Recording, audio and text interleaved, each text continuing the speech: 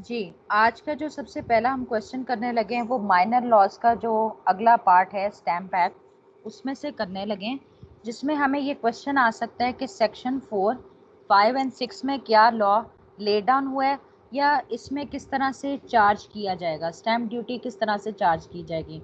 तो minor laws में arbitration, Punjab rented premises के अलावा आप जितने भी लॉज पढ़ेंगे जिसमें आपका सूट वैल्यूएशन एक्ट आ जाता है, कोर्ट फीस एक्ट आ जाता है और स्टैम्प एक्ट आ जाता है, तो ये फिजिकल अनैक्टमेंट कंसिडर किए जाते हैं। फिजिकल अनैक्टमेंट का मतलब ये होता है कि जब आपने अपने रियासत के लिए रेवेन्यू जनरेट करना है, तो ये कलेक्टिवली आपको ये बताते हैं कि किस तरह से आपसे टैक्स चार्ज किया जाएगा उन चीज़ों के हवाले से जो कि केस से मुतल्लिका होती हैं। ठीक है, तो जो लिटिगेशन करता है, केस फाइल करता है, तो एक ख़ास रेशियो के साथ आपको एक टैक्स या वो जो फीस है, प्रिस्क्राइब फीस है, वो आपको देनी पड़ती है।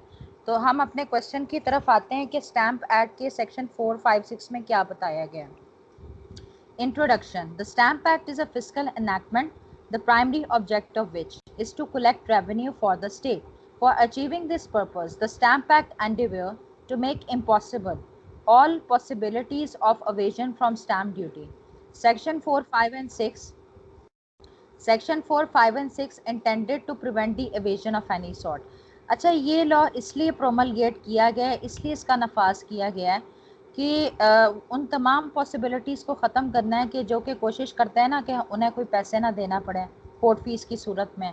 तो इस चीज़ को रोकने के लिए ये लॉ प्रिस्क्राइब किया गया है। रेलिवेंट प्रोविज़न आपको पता चल गई। अब इसमें हम पढ़ते हैं कि इंस्ट्रूमेंट क्या होता है। स्टैम्प एक्ट के तहत ये बताया गया है कि जब किसी इंस्ट्रूमेंट के तहत आपका कोई राइट क्रिएट हो रहा है या किसी की लाइबिलिटी क्रिएट हो रही है, ट्रांसफ़र हो रही है, एक्सटेंड हो रही है, ख़त्म हो रही है, तो जब कोई डॉक्यूमेंट कानूनी शक्ल अख्तियार कर लेता है और किसी का राइट क्रिएट करे, एक्सटेंड कर दे या लिमिटेड कर दे, तो हम उसे लॉ की ज़ुबान में लीगल डॉक्यूमेंट को इंस्ट्रूमेंट का नाम देंगे। अच्छा, अब ड्यूली स्टैम्प्ड इंस्ट्रूमेंट का क्या मतलब होता है। ड्यूली स्टैम्प इंस्ट्रूमेंट का मतलब ये होता है कि जब ऑफिशियल्स उस पर एक मुहर लगा देते हैं जिससे ये साबित होता है कि जो प्रिस्क्राइब फीस थी ना वो पे हो गई है, अदा हो गई है। ठीक है, अब इसमें ये बताया गया आगे कि स्टैम्प इंस्ट्रूमेंट को स्टैम्प कैसे किया जाता है। उसमें ये होता है कि स्टैम्प पेपर यूज़ होता है, उसे लिख लिया जाता है और उस पर यह मेंशन होता है कि कितनी वैल्यूएशन की आपने फ़ीस देनी है। जैसे आप कहते हैं ना 15,000 की कोर्ट फीस है, तो वो आप एक स्टैम्प पेपर लेते हैं, उसके ऊपर 15,000 लगा होता है, 15,000 लिखा होता है, इंस्क्राइब्ड होता है, जिसका मतलब ये होता है कि वो इंस्ट्रूमेंट स्टैम्प पेपर आप यूज़ कर रहे हैं या ये जो इंस्ट्रूमेंट है वो स्टैम्प्ड है। ठीक है, अच्छा, अब दो तरह की स्टैम्प ड्यूटीज़ होती हैं जो कि स्केड्यूल 1 में बताई गई हैं। एक तो फिक्स्ड होता है, आपको बता दिया जाता है, और एक एड वॉलरम स्टैम्प ड्यूटी होती है। एड वॉलरम का मतलब ये होता है कि वैल्यूएशन के लिहाज से उस पर फ़ीस चार्ज की जाएगी। प्रीवियस जो लेक्चर लिया था उसमें मैं आपको ये बता रही थी कि 25,000 से जो बियॉन्ड रकम का कोई केस होता है ना, उस पर 7.5% के हिसाब से कोर्ट फीस चार्ज की जाती है। लेकिन अगर 2 लाख से बियॉन्ड होगी है उसकी वैल्यूएशन, तो बस यही है कि आपने उसमें 15,000 की कोर्ट फीस लगा देनी है। तो यहाँ पर एड वैलरम स्टैम्प ड्यूटी का जिक्र आ रहा है। फिक्स का मतलब होता है कि जैसे कोई स्पेशल लॉस के तहत केसेस आते हैं ना, तो कहते हैं 15 रुपये की कोर्ट फीस लगेगी, 20 रुपीज़ लगेंगे, तो वो एज इट इज़ उतना ही चार्ज किया जाता है। ठीक है, उसके बाद अब सेक्शन 4, 5, 6 की स्कोप ऑब्जेक्ट की बात करते हैं। सेक्शन 4 में क्या कहा गया है कि जब एक सिंगल ट्रांजैक्शन को सेवरल इंस्ट्रूमेंट्स के ज़रिए कंप्लीट किया जाता है, एक ही ट्रांजैक्शन से रिलेटेड कई लीगल डॉक्यूमेंट्स तैयार किए जाते हैं। सेक्शन 5 में क्या कहा गया है कि जब एक ही इंस्ट्रूमेंट यूज़ होता है जब जिसमें एक से ज़्यादा ट्रांजैक्शंस होती हैं। ठीक है, ऊपर एक ट्रांजैक्शन है, नीचे एक से ज़्यादा ट्रांजैक्शन है। सेक्शन 6 में ये बताया गया है कि जो 4 और 5 के अलावा जो इसमें आते हैं ना कि सिंगल ट्रांजैक्शन जो कि किसी और कैटेगरी के हों इससे मुख्तलिफ, वो सेक्शन 6 में आ जाते हैं। इसका डिफरेंस अभी निकाल लेते हैं। इसमें सेक्शन 4 में ये कहा गया है कि जो सिंगल ट्रांजैक्शन जिसमें जो कि कंप्राइज्ड है सेवरल इंस्ट्रूमेंट के, where in the case of any sale, mortgage और settlement several instruments are employed for completing the transaction, the principal instrument only shall be chargeable with the duty prescribed in Schedule 1 and each of other instruments shall be chargeable with a duty of 4 rupee instead of duty if any prescribed for it in that schedule. अच्छा, इसमें क्या होता है कि जब एक से ज़्यादा इंस्ट्रूमेंट होते हैं ना, तो उनमें से एक प्रिंसिपल इंस्ट्रूमेंट डिक्लेयर किया जाता है और उसके मुताबिक फ़ीस चार्ज होती है, जो कि स्केड्यूल 1 में बता दी गई है, और हर इंस्ट्रूमेंट के लिए 4 रुपीज़ के हिसाब से चार्ज किया जाता है, ठीक है, जो कि उसमें प्रिस्क्राइब्ड है स्केड्यूल 1 में। ये स्टैम्प एक्ट के साथ एक स्केड्यूल 1 भी अटैच है। डिटर्मिनेशन ऑफ प्रिंसिपल इंस्ट्रूमेंट, अब जो इतने ज़्यादा इंस्ट्रूमेंट्स हैं उनमें से ये डिटर्मिन करना होगा कि इनमें से प्रिंसिपल इंस्ट्रूमेंट कौन सा है, तो ये पार्टीज डिटर्मिन करेंगी। Duty chargeable on such instrument, तो इसमें ये होता है कि जो हाईएस्ट ड्यूटी होगी ना, उसके मुताबिक चार्जेबल उसको किया जाएगा। The duty chargeable on the instrument determine shall be the highest duty. इसमें एक तो इसमें फिक्स्ड आ जाता है कि स्केड्यूल 1 में जो प्रोवाइडेड होगा ना, उसके मुताबिक ड्यूटी चार्ज की जाएगी और वो हाईएस्ट ड्यूटी कंसिडर की जाएगी उन तमाम इंस्ट्रूमेंट्स के हवाले से जो कि इस्तेमाल किए गए हैं। Non application of section 4, the section 4 will not be applicable in case where the subsequent document contains new provision which cannot be regarded a more readjustment, or where the second deed cancel certain portion or modifies other portion। बाद में आप कोई अगर कोई document में कोई नई provision डाल देते हैं ना, जैसे कि उसे आप अगर कोई न्यू अमेंडमेंट कर लिया, आपने मॉडिफाई कर लिया है, या किसी और इंस्ट्रूमेंट के ज़रिए आपने उसको कैंसिल कर दिया हिस्से को, तो वहाँ पर सेक्शन 4 एप्लीकेबल नहीं होगा। Principle of section 5, an instrument comprising more than one transaction where a single instrument is made for several distinct matters. Distinct का मतलब होता है मुख्तलिफ, कि जब आप एक ही इंस्ट्रूमेंट बनाते हैं मुख्तलिफ मामलात के हवाले से, the instrument shall be chargeable with the aggregate amount of the duties with which separate instrument each comprising or relating to one of such matter would be chargeable under this set। एक instrument तैयार किया मुख्तलिफ मामलात के हवाले से है, तो उसमें उसका टोटल निकाल लिया जाता है, उसके मुताबिक उसको चार्ज किया जाएगा। Meaning of distinct matters, meaning distinct transaction. Principle of section 6, a single transaction which might be used as falling under more than one category, where an instrument comes with the several description mentioned in schedule 1 of stamp act and duties chargeable also different than the duty chargeable upon such instrument shall be the highest of such duties। अच्छा, जब एक instrument की कई तफसीलात हैं तो उसमें different जो स्केड्यूल 1 में फ़ीस प्रिस्क्राइब्ड है उसके मुताबिक उसको चार्ज किया जाएगा। हाँ जी, क्वेश्चन क्लियर है? किसी का कोई क्वेश्चन तो नहीं है? अगर आपको जैसे कि ये कि वर्ड टू वर्ड आपको चीज़ें नहीं याद होती तो फिर आप बेयर एक्ट से सेक्शन 4, 5 एंड 6 को देख के भी आप लिख सकते हैं। बस ये है कि आप उसको सब डिवाइड करके लिखिएगा, मतलब मज़ीद उसकी हेडिंग्स बना दीजिएगा। हाँ जी, क्लियर है सबको? कोई सवाल किसी का? अगर क्लियर है तो मैसेज पे बता दें, फिर आगे चलूँ मैं। जी ठीक है।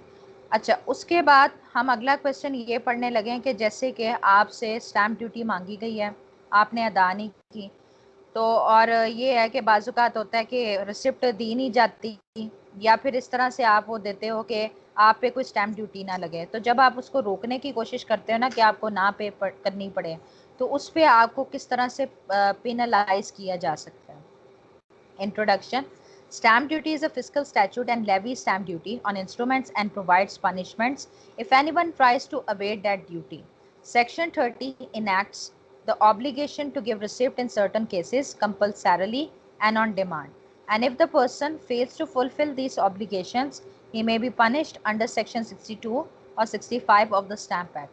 मतलब आपसे कंपल्सरली उसकी रसीद मांगी गई थी या ऑन डिमांड किया गया, तो इसमें डिफरेंट प्रोविज़न है जिसके तहत आपकी ऑब्लिगेशंस पूरी करना ज़रूरी है। नहीं करेंगे तो आपको पेनलाइज किया जा सकता है। अच्छा जी, रिसिप्ट क्या होती है? रिसिप्ट एक एक्नॉलेजमेंट होती है कि जैसे कि आप पेमेंट करते हैं तो उसकी एक्नॉलेजमेंट में आपको दे दी जाती है उसकी रिसीविंग, या जिसके ज़रिए अंडरटेकिंग ली जा रही होती है कि आप एक्नॉलेज कर रहे हैं कि आपने जो आपका डेट है, ठीक है, क्लियर कर दिया या आप उसको पे करने लगें। तो इसमें डिफरेंट आप इसकी एक्सप्रेशंस हैं। Meaning of receipt, Section 2, subsection 3 of Stamp Act, receipt means any note, memorandum or writing whereby any money or any bill of exchange, check or promissory note is acknowledged to have been received or whereby any other movable property is acknowledged to have been received in satisfaction of a debt, or whereby any debt or demand or any part of a debt or demand is acknowledged, or which signifies or imports any such acknowledgement, and whether the same is or is not signed with the name of any person. तो ये different आप देख लें, आपको नहीं याद होती तो बेशक बेयर एक्ट से डेफिनेशन क्लॉज में जाके आप वहाँ से रिसिप्ट की डेफिनेशन लिख लीजिएगा। अच्छा, क्या प्रिंसिपल्स इस्टेब्लिश हुए हैं रिसिप्ट के हवाले से? No particular form of words is essential to constitute a receipt liable to stamp duty. There must be acknowledgement of receiving.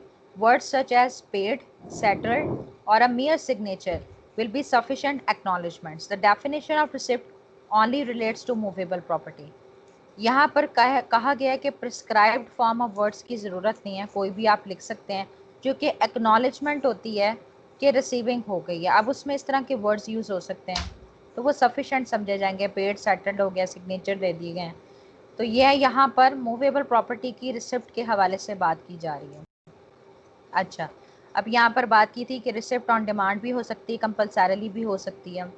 Grant of receipt on demand, Section 30 requires that in following cases a person shall grant a duly stamped receipt on demand who receives any money exceeding 20 rupees in amount, or who receives any bill of exchange, check or promissory note for an amount exceeding 20 rupees, or who receives any movable property exceeding 20 rupees in value in satisfaction of a debt.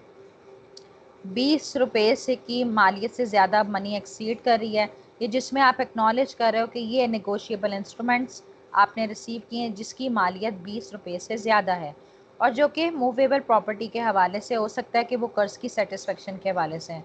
अब क्या rules दिए गए हैं इस हवाले से? Rules regarding grant of receipt on demand.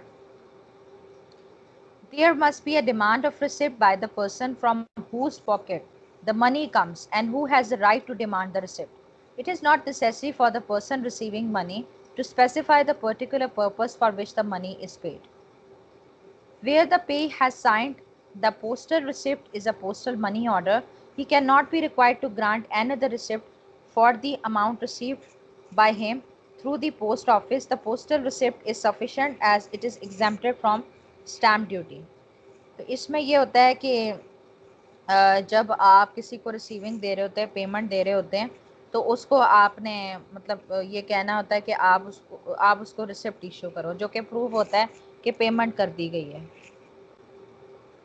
Liability where he refuses to grant receipt.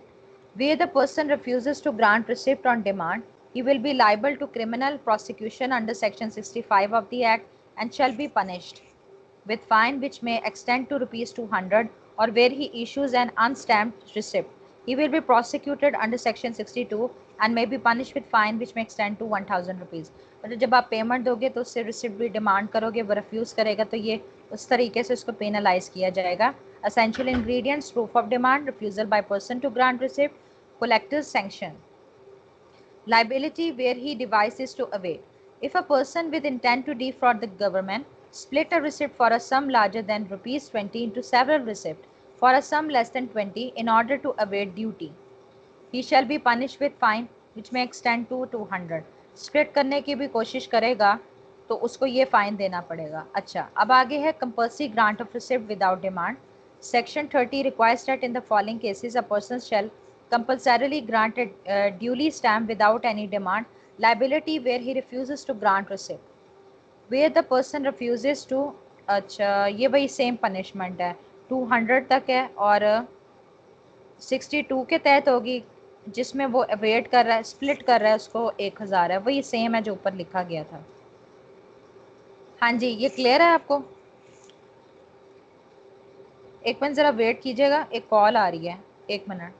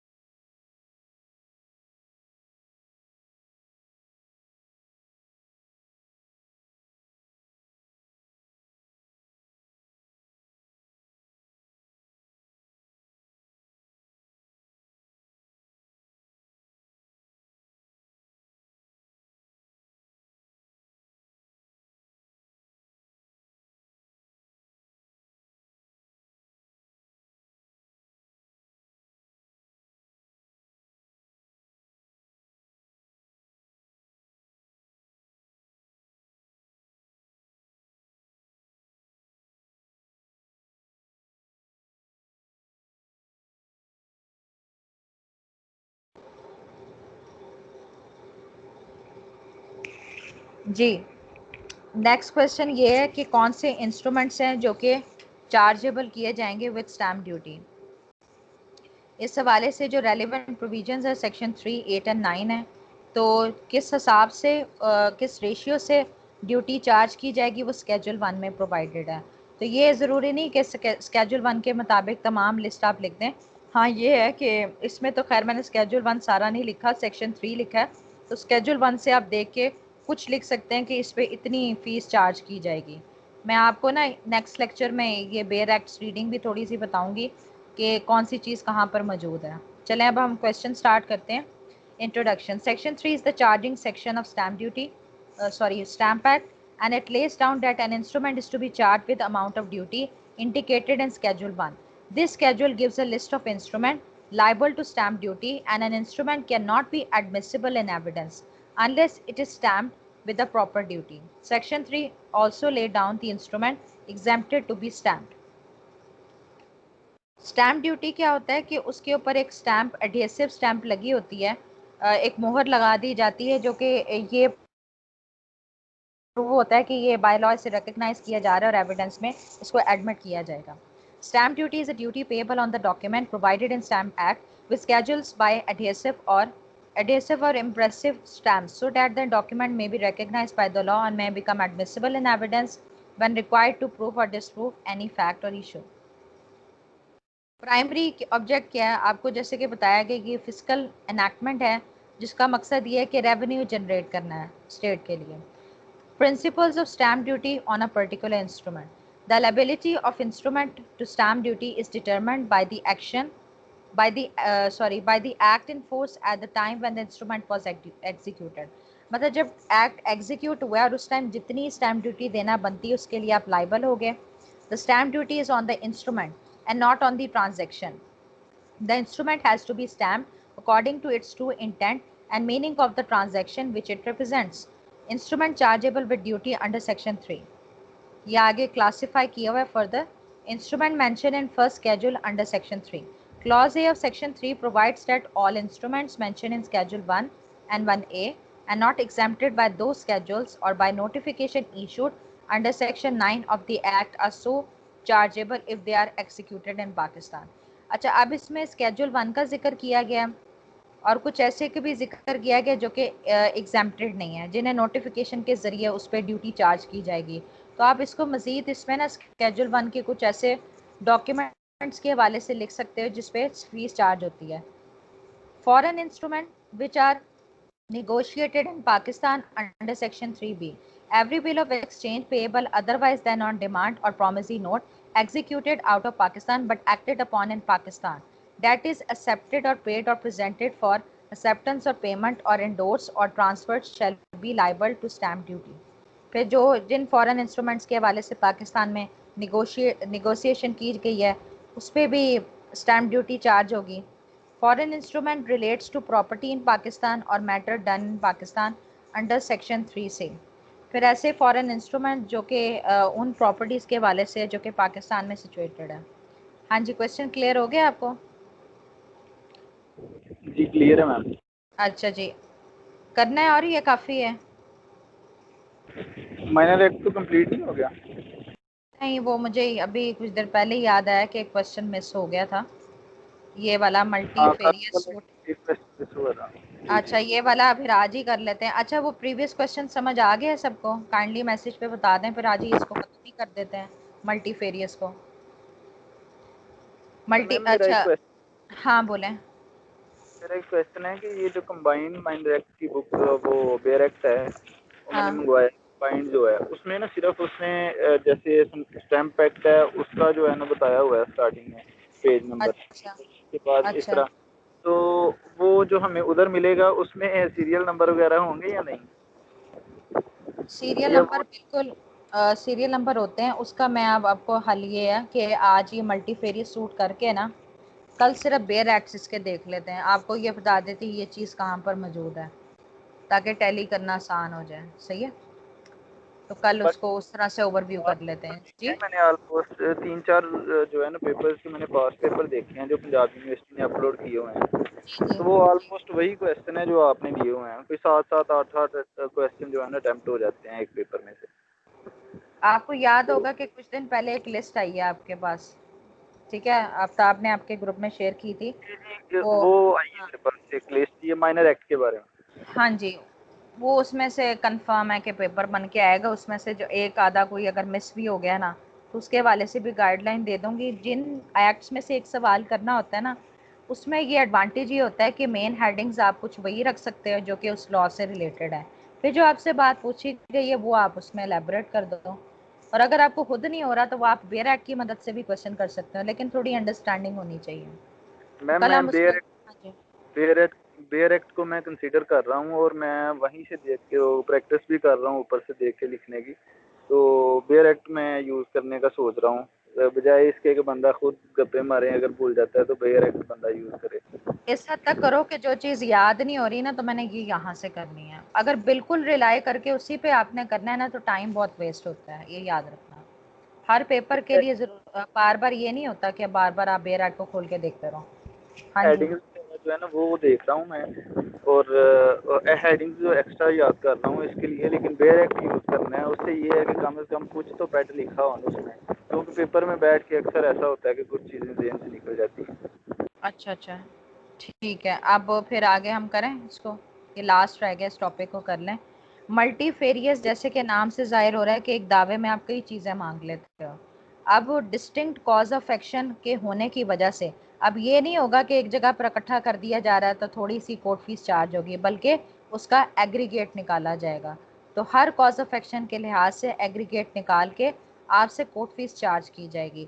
तो multifarious suit में आप डिफरेंट कॉज ऑफ एक्शन एक जगह पे कंसोलिडेट कर देते हो।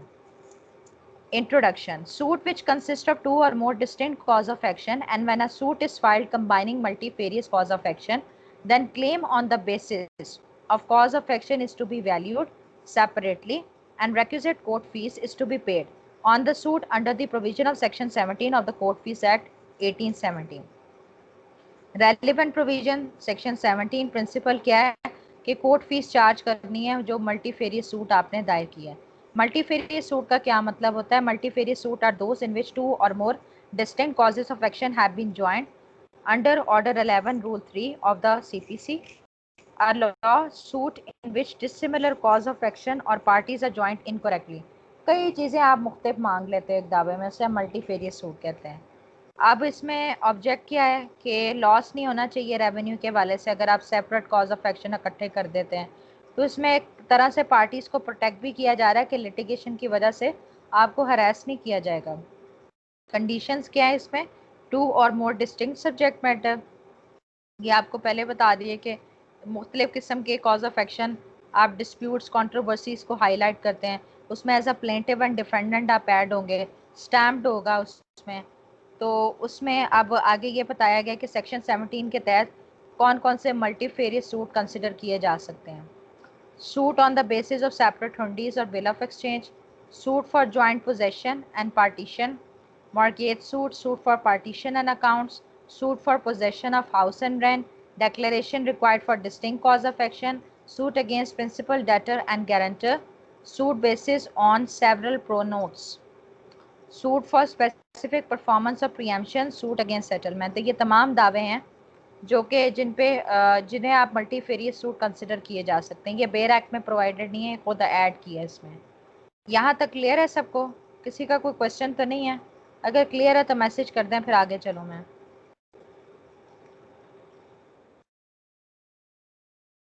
Suit not treated as multifarious, suit where alternative release based on the same cause of action, suit on single cause of action consisting of many parts, suit court fees on multifarious suit। दो तरीके से court fees charge की जाएगी, एक add वॉलरम जो कि मैंने आपको बताया वैल्यूएशन के लिहाज से, और एक ये है कि एग्रीगेट निकाला जाएगा, उस हिसाब से कोर्ट फीस चार्ज होगी। हाँ जी, क्लियर है सबको? हाँ जी, आप दोनों को क्लियर है?